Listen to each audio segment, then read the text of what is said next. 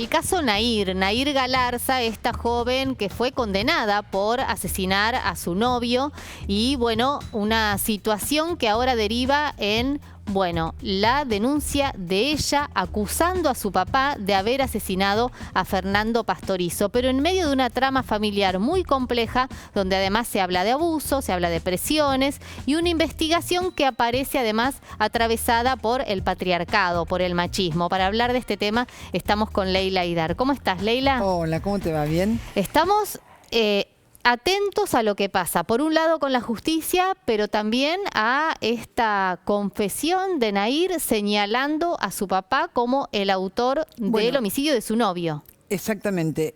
La que ha tomado este caso es Raquel Hermida Leyenda. No es una abogada cualquiera, es una persona muy preparada, con mucho conocimiento.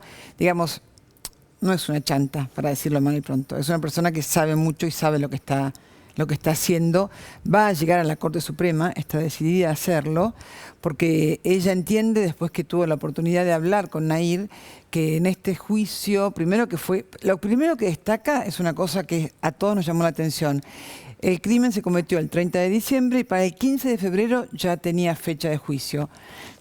En este país, donde la justicia te puede tardar 5 o 6 años, ni hablar de cuando sucede un femicidio, que los jueces se toman su tiempo, ¿no?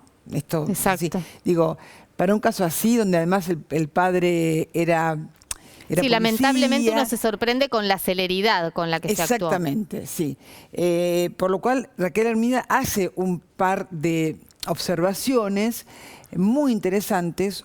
Una de ellas es que en el juicio no hubo perspectiva de género. Lo tenemos en plaquita, si querés lo ves. Y un detalle para sumar que está vinculado, que se da de manera simultánea esta acusación de Nair hacia su padre con una denuncia sobre abuso hacia Nair por parte del tío, por parte del hermano del padre. Esto es lo que vamos a ver ahora, justamente por qué Nair habla en este momento, bueno, lo que dice Raquel Hermida Leyenda fue un juicio sin perspectiva de género. ¿De qué hablamos cuando hablamos perspectiva de género en la justicia? Hablamos de que se puede identificar que la mujer siempre está en diferente situación respecto del hombre. Sí, en desventaja. En desventaja, ¿ok? Entonces, todo eso hay que tenerlo en cuenta cuando se va a un juicio, ya sea un femicidio o ya sea en este caso donde se suponía que una mujer había matado a un hombre, ¿no? Entonces, esto no se tuvo en cuenta porque no hubo aporte de pruebas, porque el fiscal que tenía que estar investigando estaba acá en Buenos Aires dando notas con un periodista que ya falleció. O sea, la verdad que a ella se le negaron aportes de pruebas de parte de la defensa, porque el abogado de ella también estuvo reunido con el papá.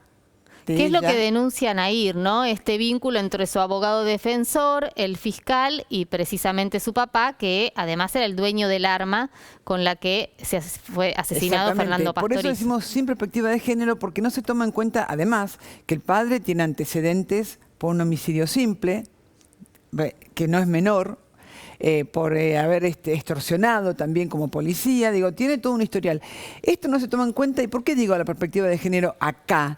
Porque si esto se hubiera tenido en cuenta, se podrían haber dado cuenta, valga la redundancia, que Nair vivía en una situación de violencia de género y crimen naturalizados dentro de la familia. No era una familia normal.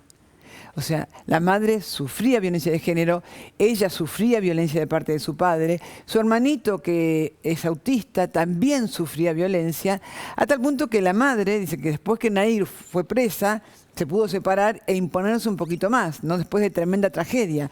Pero hasta ese momento, digamos, se venía llevando una vida donde nadie investiga. Todo es todo tapadito, todo rápido y vamos que hay que encontrar un culpable. Porque no te olvides que ese mismo año había muerto Micaela García. Claro. Quien a través de su muerte da origen a la ley Micaela. ¿Sí? Ahora, hay algunas cuestiones que hay que tener en cuenta. Por un lado, la justicia, que aún esta denuncia de Nair hacia su padre la desestima, pero no desestima la denuncia sobre abuso sexual por parte de su tío. Ahora lo puede decir ella. por eso, porque estaba tan naturalizado. Cuando hablamos de que estaba naturalizado el crimen, la violación es un crimen. Dentro de la familia se sabía, dicen que el padre lo sabía y que no hacía absolutamente nada. O sea, esta chiquita que se ve tan linda, porque en definitiva también, en este caso, a ella le ha jugado. Sí, también se la demonizó, ¿no? En todo caso, de todos modos, debe avanzar la justicia con una investigación que incluya perspectiva de género. Pero también es cierto que se la ponía a Nahir Galarza en el lugar de la asesina del novio y, bueno... La asesina preciosa, además. Claro. ¿Está? Porque además ser bonita le jugó en contra. Porque fue así. Y además... Toda la situación sirvió para que dijeran, ven, ellas también matan, para que se desmerecieran y se quisieran... Porque se empieza a mezclar todo ahí, ¿no? Exactamente, sí, sí. Y además acá, la última placa, el último punto, temor reverencial. Hermida habla de temor reverencial, que esto en la justicia se habla de temor reverencial cuando una persona le tiene tanto temor a la otra persona que no puede actuar. Sobre todo cuando se trata de un hijo con el padre. Que suele ocurrir mucho en casos de abuso intrafamiliar también, ¿no? Donde además hay una especie de pacto de silencio del resto de los miembros de la familia, protegiendo al abusador y bueno, y manteniendo el silencio de la víctima. Porque hay un miedo terrible, entonces no se puede hacer nada, nadie puede hablar. Y dicen que Nahir lo que estaba esperando era que su padre finalmente confesara. Él seguramente le habría dicho en algún momento, yo lo voy a hacer y demás. Él fue el que supuestamente le dispara al chico y le dice, llévate el arma, ella no sabe qué hacer, está muy perdida. Y de hecho cuando uno vuelve a leer las declaraciones de Nahir, te das cuenta que hay algo que no cierra, porque todas se contradicen. Pero ninguna termina diciendo que le disparó.